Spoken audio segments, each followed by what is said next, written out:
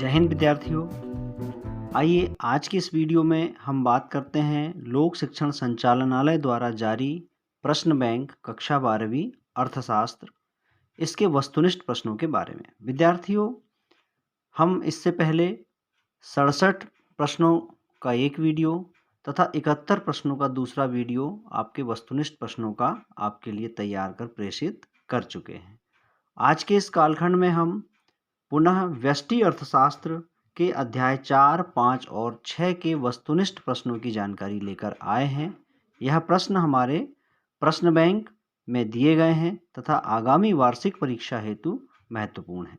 तो कला एवं वाणिज्य संकाय के ऐसे विद्यार्थी जिन्होंने अभी तक हमारे चैनल को सब्सक्राइब नहीं किया है, तो आपसे आग्रह है कि चैनल को सब्सक्राइब अवश्य कर लीजिए। साथ ही बेल आइकन को भी क्लिक कर लीजिए, जिससे कि हमारे नए वीडियोस की नोटिफिकेशन आपको प्राप्त होती रहे। तो आइए शुरू करते हैं आज का यह वीडियो। इस वर्ष के ब्लूप्रिंट में जो अध्याय 4 पर अंकों का अधिभार है वह है कुल 7 अंकों का, जिसमें 2 वस्तुनिष्ठ प्रश्न आने वाले हैं तथा 2 अंक का एक प्रश्न और 3 अंक का एक प्रश्न आने वाला है। अब बात करते हैं वस्तुनिष्ठ प्रश्नों की। वस्तुनिष्ठ प्रश्नों में प्रथम, बाजार में एक व्यक्तिगत फर्म की पूर्ति अनुसूची कहलाती है। ए व्यक्तिगत पूर्ति अनुसूची, बी बाजार पूर्ति अनुसूची, सी व्यक्तिगत पूर्ति अनुसूची और डी बाजार पूर्ति वक्र। तो विद्यार्थियों, पूर्ति अनुसूची अर्थात पूर्ति तालिका। तो व्यक्तिगत फर्म की पूर्ति तालिका को हम क्या कहेंगे? व्यक्तिगत पूर्ति अनुसूची या व्यक्तिगत पूर्ति तालिका। तो यहाँ पर विकल्प ए सही है। दूसरा प्रश्न है, पूर्ति के नियम के अनुसार किसी वस्तु की पूर्ति की मात्रा और उसकी कीमत के बीच संबंध होता है। ए ऋणात्मक, बी धनात्मक, सी स्थिर और डी इनमें से कोई नहीं। तो हमको मालूम है कि पूर्ति के नियम के अनुसार किसी वस्तु की पूर्ति की मात्रा तथा उसकी कीमत के बीच में धनात्मक संबंध होता है तथा पूर्ति वक्र इस प्रकार से बाएं से दाएं ऊपर की ओर जाता हुआ होता है। प्रश्न क्रमांक 3, पूर्ति में विस्तार की दशा में चलन होता है। विकल्प ए एक ही पूर्ति वक्र पर नीचे से ऊपर की ओर, बी एक ही पूर्ति वक्र पर ऊपर की ओर से नीचे की ओर, सी दूसरे पूर्ति वक्र पर दाईं ओर और डी दूसरे पूर्ति वक्र पर बाईं ओर। तो विद्यार्थियों, जब पूर्ति में विस्तार होता है तो पूर्ति में विस्तार किस कारण से हो सकता है? वस्तु की कीमत में वृद्धि के कारण। तो जब वस्तु की कीमत में वृद्धि होती है तो हमारा जो पूर्ति वक्र है यह नीचे से ऊपर की ओर इस तरफ जाता है। जैसा कि आप यहाँ इस रेखा चित्र में देख रहे हैं, ये P जो है यह कीमत है तथा O की यह प्रारंभिक पूर्ति है। जब कीमत बढ़ती है तो पूर्ति की मात्रा भी बढ़कर OQ से OQ1 हो जाती है। तो ऊपर की ओर जा रहा है पूर्ति वक्र, अर्थात पूर्ति में विस्तार हो रहा है। और अगर पूर्ति में कमी हो यानी कीमत में कमी के कारण पूर्ति कम हो तो इसे हम कहेंगे पूर्ति का संकुचन। तो यहाँ पर विकल्प ए सही है, एक ही पूर्ति वक्र पर नीचे से ऊपर की ओर। प्रश्न क्रमांक 4, पूर्ति में संकुचन की दशा में ए पूर्ति वक्र में दाईं ओर खिसकाव होता है, पूर्ति वक्र में बाईं ओर खिसकाव होता है और सी पूर्ति वक्र के साथ ऊपर की ओर चलन होता है और डी पूर्ति वक्र के साथ नीचे की ओर चलन होता है। तो अभी इसी रेखा चित्र में हमने बताया कि जब पूर्ति वक्र में विस्तार होता है तो पूर्ति वक्र में ऊपर की ओर, नीचे से ऊपर की ओर चलन होता है, लेकिन जब संकुचन होता है तो ऊपर से नीचे की ओर संकुचन होता है, यानी यहाँ पर विकल्प डी सही है। प्रश्न क्रमांक 5, पूर्ति वक्र में परिवर्तन होता है। विकल्प ए वस्तु की स्वयं की कीमत में वृद्धि होने से, बी वस्तु की स्वयं की कीमत में कमी होने से, विकल्प ई कीमत के अलावा अन्य तत्वों में परिवर्तन होने से तथा डी दोनों ए तथा बी। तो पूर्ति वक्र में परिवर्तन, यहाँ पर पूर्ति की मात्रा में परिवर्तन नहीं कहा है। अगर पूर्ति की मात्रा में परिवर्तन होता है तो यह पूर्ति जिस वस्तु की हम बात कर रहे हैं उसकी स्वयं की कीमत में कमी या वृद्धि के कारण होता है। लेकिन पूर्ति वक्र में परिवर्तन कीमत के अलावा अन्य तत्वों में परिवर्तन होने से होता है। तो यहाँ पर विकल्प सी सही है। अगला प्रश्न है, प्रौद्योगिकी सुधार के कारण विकल्प ए पूर्ति में वृद्धि होती है, बी पूर्ति में कमी आती है तथा सी पूर्ति की मात्रा में वृद्धि होती है, डी पूर्ति की मात्रा में कमी आती है। तो प्रौद्योगिकी सुधार के कारण पूर्ति की मात्रा में वृद्धि होती है, यानी विकल्प ए सही है। प्रश्न क्रमांक 7, सरकारी सहायता एक उत्पादन के लिए विकल्प ए लाभ को अधिकतम करती है, बी पूर्ति में कमी करती है, सी वस्तु के उत्पादन में वृद्धि करती है तथा डी वस्तु के उत्पादन में कमी करती है। तो सरकारी सहायता से वस्तु के उत्पादन में वृद्धि होगी, इसलिए यहाँ पर विकल्प सी सही है। अगला प्रश्न है, जब एक पूर्ति वक्र प्रारंभिक बिंदु से शुरू होकर झुकती हुई धनात्मक सरल रेखा बनाता है, तब विकल्प ए ES बराबर 0, ES यानी इलास्टिसिटी ऑफ सप्लाई अर्थात पूर्ति की लोच 0 होती है, बी पूर्ति की लोच 1 होती है, विकल्प सी ES ग्रेटर देन 1 यानी 1 से अधिक पूर्ति की लोच तथा डी ES लेस देन 1 यानी 1 से कम। तो यहाँ पर जब एक पूर्ति वक्र प्रारंभिक बिंदु से गुजरता है, जैसे आप रेखा चित्र में देख रहे हैं कि यहाँ पर ये पूर्ति वक्र प्रारंभिक बिंदु से गुजर रहा है, तो यह एक धनात्मक सरल रेखा है। तो ऐसी स्थिति में जो पूर्ति की लोच होती है यानी ES 1 अर्थात जिस अनुपात में कीमत में परिवर्तन होता है उसी अनुपात में वस्तु की पूर्ति में भी परिवर्तन होता है। तो यहाँ पर पूर्ति की लोच होगी 1 यानी विकल्प बी सही है। प्रश्न क्रमांक 9, जब पूर्ति वक्र x अक्ष के समानांतर होता है तब पूर्ति की लोच होगी, विकल्प ए 0, बी इकाई, सी अनंत तथा डी ऋणात्मक। तो जब पूर्ति वक्र x अक्ष के समानांतर होता है यानी इस तरह से होता है, ऐसी स्थिति में जो पूर्ति की लोच होती है वह अनंत होती है। तो यहाँ पर विकल्प सी सही है। अगला प्रश्न है, जब वस्तु की कीमत 4 रुपये प्रति इकाई से बढ़कर 5 रुपये प्रति इकाई हो जाती है और पूर्ति की मात्रा बढ़कर 100 इकाई से 120 इकाई हो जाती है, तब इसकी पूर्ति की कीमत लोच होगी, विकल्प ए 0, बी 0.8 और सी 1 और डी 1.2। तो हमें वस्तु की पूर्ति की कीमत लोच ज्ञात करना है। तो पूर्ति की कीमत लोच यानी ES बराबर डेल्टा Q अपान डेल्टा P इंटू P अपान Q। तो यहाँ पर डेल्टा Q क्या है, यह पूर्ति में परिवर्तन है बटे डेल्टा P कीमत में परिवर्तन, और यहाँ पर P परिवर्तन के पहले वाली कीमत तथा Q परिवर्तन के पहले वाली मात्रा। तो इस सूत्र में हम मान रख देंगे। तो डेल्टा Q निकालने के लिए यानी पूर्ति में जो परिवर्तन हुआ है वह निकालने के लिए हम यह जो 120 इकाई यानी बाद वाली पूर्ति से पहले वाली पूर्ति को घटा देंगे। 120 ऋण 100 बटे 5 ऋण 4।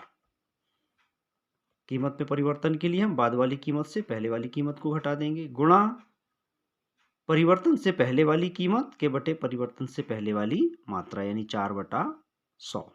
अब इसको हल कर लें तो 120 से 100 घटा दिया तो 20 आ गया, 5 ऋण 4 यानी 1 आ गया, गुणा 4/100। तो यहाँ पर 20 के शून्य से यह शून्य कैंसिल हो गया, 4 का गुणा 2 से किया, 2 चौके 8/10। तो पूर्ति की जो लोच है 8/10 यानी 10 का हम भाग कर दें तो 0.8 यानी विकल्प भी सही है। अगला प्रश्न है, निम्नांकित में पूर्ति का आवश्यक तत्व नहीं है, विकल्प ए वस्तु की कीमत, बी समयावधि, सी क्रय की इच्छा तथा डी वस्तु की मात्रा। तो उत्तर लिखेंगे सी।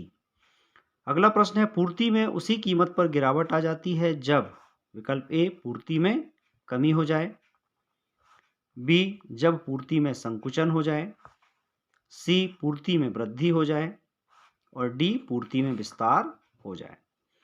तो पूर्ति में उसी कीमत पर गिरावट आ जाती है जब पूर्ति में कमी हो जाए। यहाँ पर आप देख रहे हैं इस रेखा चित्र में कि पहले पूर्ति Q है, उस समय कीमत P है, और इसी कीमत पर जब पूर्ति Q से Q1 हो जाती है यानी कम हो जाती है, तब आप देखें कि यह जो पूर्ति वक्र है बाईं ओर शिफ्ट हो जाता है। तो पूर्ति में कमी होने पर यह स्थिति निर्मित होती है। अगला प्रश्न है, निम्नांकित में उत्पादन के साधनों की कीमत बढ़ने का परिणाम है।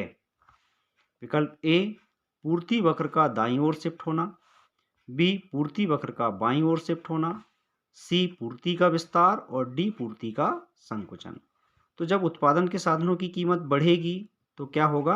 पूर्ति वक्र बाईं ओर शिफ्ट होगा क्योंकि पूर्ति में कमी हो जाएगी,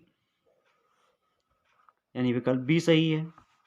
अगला प्रश्न है, बाजार अवधि वह समयावधि है जिसमें विकल्प ए, मांग में परिवर्तित दशाओं के अनुसार पूर्ति समायोजित नहीं की जा सके, बी, मांग में परिवर्तित दशाओं के अनुसार पूर्ति पूर्णतः समायोजित की जा सके, सी, पूर्ति में परिवर्तन उपलब्ध क्षमता तक ही संभव, यहाँ एक लिखा हुआ है, यहाँ तक होना चाहिए, और डी है, पूर्ति में कोई भी परिवर्तन संभव है। तो बाजार अवधि यानी वह अल्प अवधि, बाजार अवधि से तात्पर्य है अल्प अवधि, तो अल्प अवधि में हम पूर्ति में परिवर्तन एक सीमा तक ही कर सकते हैं, तो विकल्प सी सही है। प्रश्न क्रमांक 15, आधुनिक टेक्नोलॉजी से एक मशीन की स्थापना से उत्पादन लागत में कमी आ जाती है, इसे कहेंगे। विकल्प ए, पूर्ति में विस्तार, बी, पूर्ति में वृद्धि, सी, पूर्ति में संकुचन, तथा डी, पूर्ति में कमी। तो यहाँ पर विकल्प बी सही है। नई टेक्नोलॉजी की मशीन स्थापित करने से उत्पादन लागत में कमी आएगी, जिससे कि पूर्ति में वृद्धि होगी तथा पूर्ति वक्र जो है यहाँ पर बाएं से दाईं ओर शिफ्ट होगा। अगला प्रश्न है, खाली स्थान भरो। नंबर 1, पूर्ति एक खाली स्थान अवधारणा है, तो यहाँ पर हम लिखेंगे गुणात्मक अवधारणा।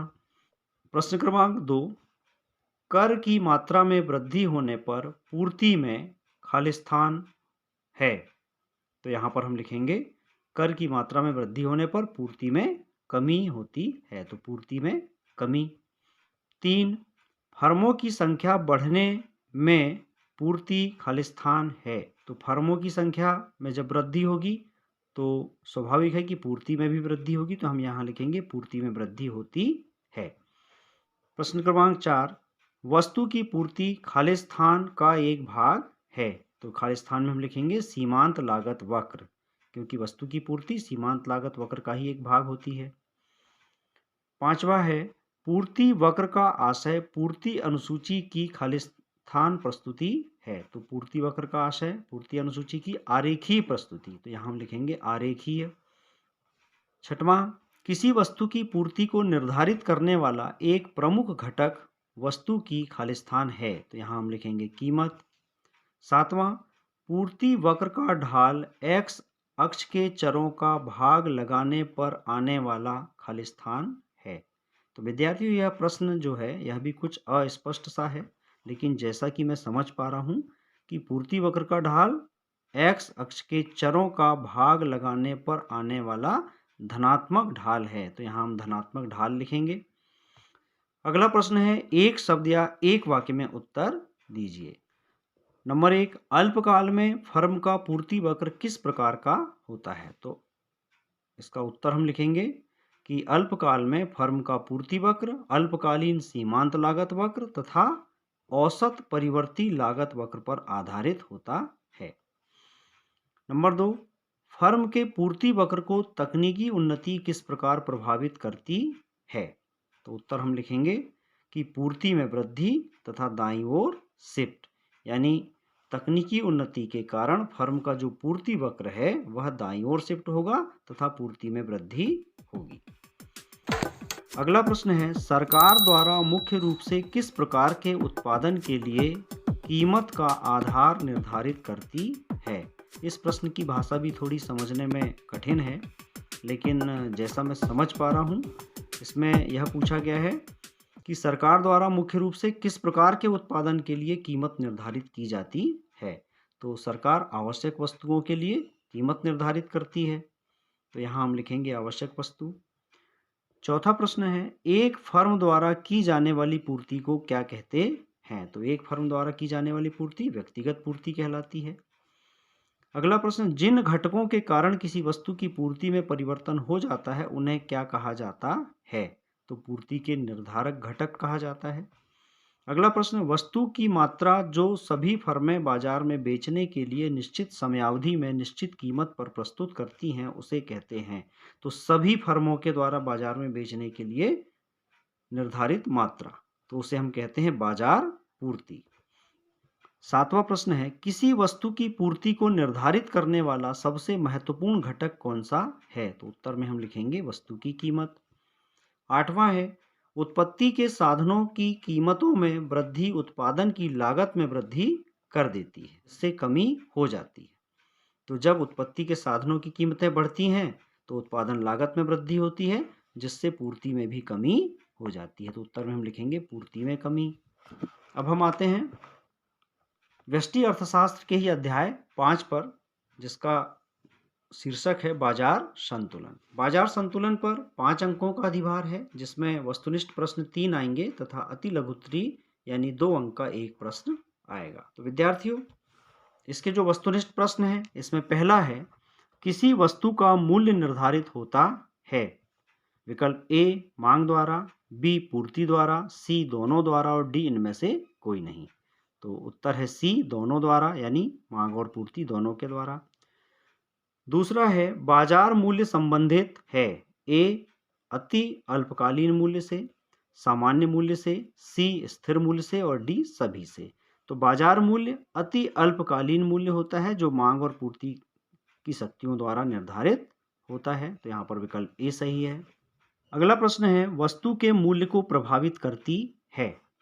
विकल्प ए कुल उपयोगिता, बी सीमांत उपयोगिता, सी दोनों तथा डी कोई नहीं। तो विद्यार्थियों, इसका सही उत्तर है बी सीमांत उपयोगिता। चौथा बहुविकल्पी प्रश्न है, जब मांग बढ़ती है तो मांग वक्र खिसकता है? ए ऊपर की ओर, बी नीचे की ओर, सी दाईं ओर तथा डी बाईं ओर। तो जब मांग बढ़ती है तो मांग वक्र दाईं ओर खिसकता है, यानी विकल्प सी सही है और इसे हम कहते हैं मांग में वृद्धि। ये आप देख रहे हैं, ये पहले वाला मांग वक्र है और ये बाद वाला मांग वक्र है। तो जब मांग बढ़ती है तो यह मांग वक्र दाईं ओर खिसकता है, जिसे हम कहेंगे कि मांग में वृद्धि हो गई है। अगला प्रश्न है, सत्य असत्य बताइए। इसमें पहला है, कीमत तल का निर्धारण उत्पादक स्वयं करते हैं। तो कीमत तल से तात्पर्य है संतुलन कीमत, इसका निर्धारण उत्पादक स्वयं करते हैं, यह असत्य कथन है, क्योंकि मांग और पूर्ति की शक्तियों के द्वारा कीमत निर्धारित होती है। दूसरा है, कीमत सीमा निर्धारण का उद्देश्य लाभ प्राप्त करना है। कीमत की सीमा जो सरकार के द्वारा निर्धारित की जाती है उसका उद्देश्य लाभ प्राप्त करना नहीं होता, यह कथन भी असत्य है। तीसरा, कीमत तल का निर्धारण उत्पादक स्वयं करता है, यह पहले वाले प्रश्न की ही पुनरावृत्ति हो गई यहाँ पर, इसलिए असत्य है। चौथा, बाजार मूल्य अति अल्पकालीन मूल्य होता है, यह भी सत्य कथन है, क्योंकि बाजार मूल्य अति अल्पकालीन मांग और पूर्ति द्वारा निर्धारित होता है। पांचवा, बाजार मूल्य काल्पनिक होता है, यह असत्य है, क्योंकि बाजार मूल्य वास्तविक होता है। छठवां, मांग व पूर्ति की शक्तियां काफी समय तक स्थायी साम्यिकी अवस्था में रहती हैं, यह कथन सत्य है। आगे इस इकाई के अति लघुत्तरी प्रश्न हैं, जैसा कि आप देख रहे हैं। उच्चतम निर्धारित कीमत किसे कहते हैं, निम्नतम निर्धारित कीमत किसे कहते हैं, संतुलन कीमत का अर्थ, श्रम की मांग किसके द्वारा की जाती है। तो इनमें से एक प्रश्न परीक्षा में आना है, इनकी भी आप अच्छी तरह तैयारी कर सकते हैं। अब आगे चलते हैं, व्यष्टि अर्थशास्त्र के ही अध्याय 6 प्रतिस्पर्धा रहित बाजार। इस इकाई पर जो अंकों का अधिभार है वह है कुल 5 अंक का, जिसमें वस्तुनिष्ठ 3 प्रश्न आएंगे तथा अति लघुत्तरी यानी 2 अंक का एक प्रश्न आएगा। इस इकाई के जो वस्तुनिष्ठ प्रश्न हैं इनको देखें। पहला प्रश्न है, रिक्त स्थानों की पूर्ति कीजिए। नंबर 1, पूर्ण प्रतियोगी बाजार में खालिस्तान क्रेता एवं विक्रेता होते हैं। तो खालिस्तान में हम लिखेंगे बहुत अधिक क्रेता एवं विक्रेता होते हैं। दूसरा, समरूप वस्तु का उत्पादन खालिस्तान बाजार की विशेषता है। तो समरूप वस्तु का उत्पादन पूर्ण प्रतियोगिता बाजार की विशेषता है, तो यहाँ हम लिखेंगे पूर्ण प्रतियोगिता। तीसरा, खालिस्तान बाजार में फर्म और उद्योग में अंतर नहीं होता, दोनों एक ही होती हैं। रिक्त स्थान में हम यहाँ लिखेंगे पूर्ण प्रतियोगिता। चौथा, खालिस्तान बाजार में विज्ञापन लागतें कुल लागत का एक बड़ा हिस्सा होती हैं। तो यहाँ हम रिक्त स्थान में लिखेंगे अल्पाधिकार। अल्पाधिकार यानी ओलिगोपोली। तो अल्पाधिकार बाजार में विज्ञापन लागतें कुल लागत का एक बड़ा हिस्सा होती हैं। अगला है AR अधिक है MR से, यानी औसत आगम अधिक है सीमांत आगम से, खालिस्तान बाजार की विशेषता है। तो यहाँ पर हम लिखेंगे एकाधिकार बाजार की विशेषता है। अगला प्रश्न है, एक शब्द या एक वाक्य में उत्तर दीजिए। पहला, किस बाजार में विक्रय लागतों का अभाव पाया जाता है? तो उत्तर है पूर्ण प्रतियोगिता। पूर्ण प्रतियोगिता बाजार में विक्रय लागतों का अभाव पाया जाता है। दूसरा, किस बाजार में उपभोक्ता को पूरे बाजार में वस्तु विशेष की कीमत की जानकारी होती है? पूर्ण प्रतियोगिता बाजार में। तीसरा, AR बराबर MR बराबर MC किस बाजार की विशेषता है? AR यानी एवरेज रेवेन्यू बराबर मार्जिनल रेवेन्यू बराबर मार्जिनल कास्ट। तो किस बाजार की विशेषता होती है? पूर्ण प्रतियोगिता बाजार की। तो यहाँ पर हम उत्तर में लिखेंगे पूर्ण प्रतियोगिता बाजार। विद्यार्थियों, इस इकाई से 2 अंक का एक प्रश्न आना है, जिसमें कि ये प्रश्न दिए हुए हैं। पूर्ण प्रतियोगिता बाजार से क्या आशय है? पूर्ण प्रतियोगिता बाजार की 2 विशेषताएं लिखिए। बाजार मांग वक्र किसे कहते हैं? सीमांत संप्राप्ति से क्या आशय है? कुल संप्राप्ति से क्या आशय है? औसत संप्राप्ति से क्या आशय है? अल्प अधिकार किसे कहते हैं तथा द्विअधिकार किसे कहते हैं? अल्प अधिकार की विशेषताएं लिखिए। तो विद्यार्थियों, इस प्रकार आज के इस कालखंड में व्यष्टि अर्थशास्त्र के अध्याय 4, 5 और 6 के वस्तुनिष्ठ प्रश्नों की जानकारी जो हम लेकर आए, यह आपकी वार्षिक परीक्षा के लिए भी उपयोगी है। साथ ही ये जो वस्तुनिष्ठ प्रश्न हैं, ये आपकी आगामी प्रतियोगी परीक्षाओं में भी उपयोगी हो सकते हैं। तो अपने सहपाठियों से भी इसे शेयर करें। और एक आग्रह है, अगर अभी तक आपने हमारे चैनल को सब्सक्राइब नहीं किया है तो सब्सक्राइब अवश्य कर लीजिए। साथ ही बेल आइकन को भी क्लिक कर लीजिए, जिससे कि आपको हमारे नए वीडियोस की नोटिफिकेशन प्राप्त होती रहे। हम अपने आगामी वीडियो में समष्टि अर्थशास्त्र से संबंधित वस्तुनिष्ठ प्रश्नों की श्रृंखला लेकर पुनः उपस्थित होंगे। तो मिलते हैं अगले वीडियो में। तब तक के लिए नमस्कार, जय हिंद।